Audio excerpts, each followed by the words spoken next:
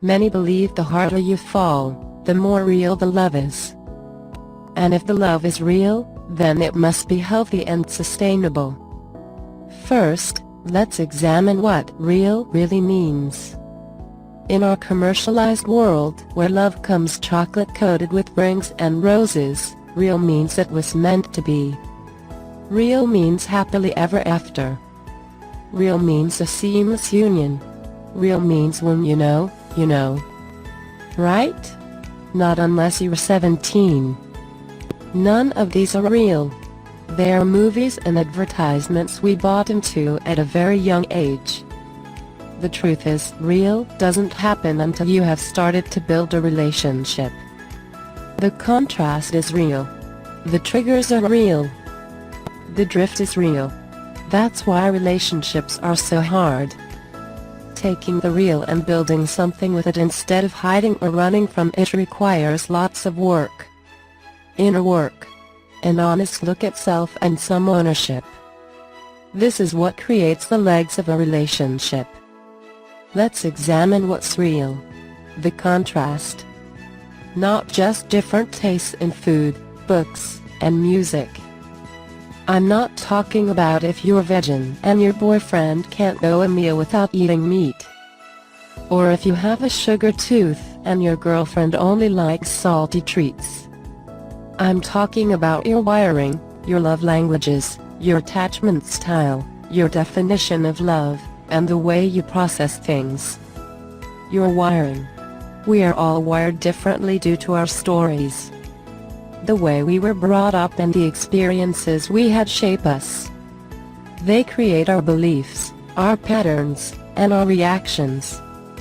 This impacts the relationship directly. It makes love real. Love languages. We all give and receive love differently. Your love language may be words of affirmation and physical touch like mine, and your partner's may be acts of service and quality time. And if you guys don't understand how each of you express love, people can start to feel unloved. We assume the way we love is universal. But the truth is, we all speak love differently. This impacts the relationship directly. It makes love real.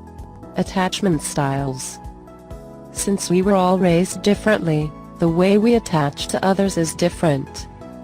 And our reactions to our intimate love attachments directly impact the day-to-day of our relationship. If you have an avoidant attachment style, you may tend to run or hide. If you have an anxious attachment style, you may fear being left and seek constant confirmation.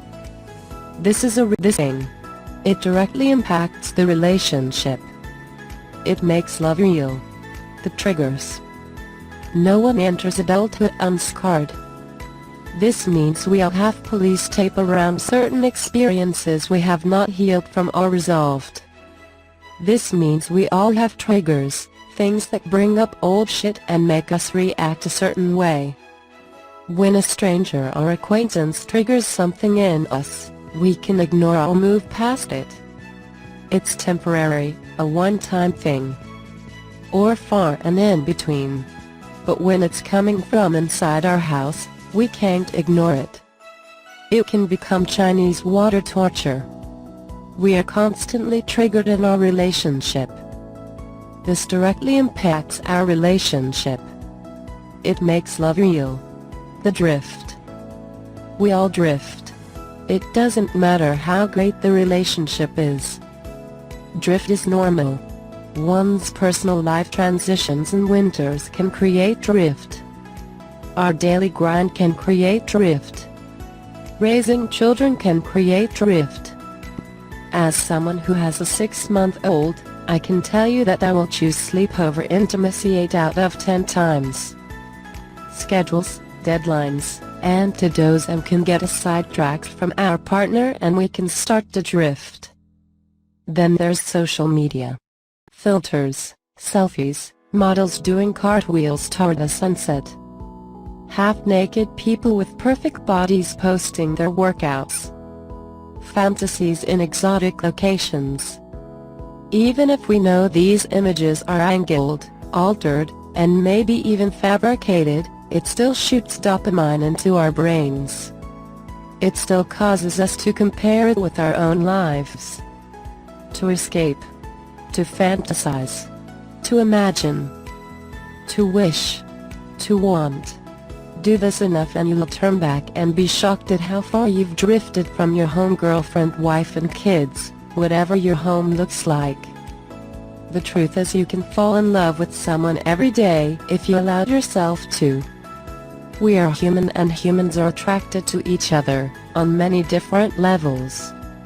That is normal and instinctual. But going back to the Piver's quote, falling crazy and having a relationship are two various things. Drift is normal. It's what makes relationships real. Even if you're not going through a life transition or winter, and you're not impacted by advertising and social media, and you never notice anyone attractive in real life, no relationship is perfect.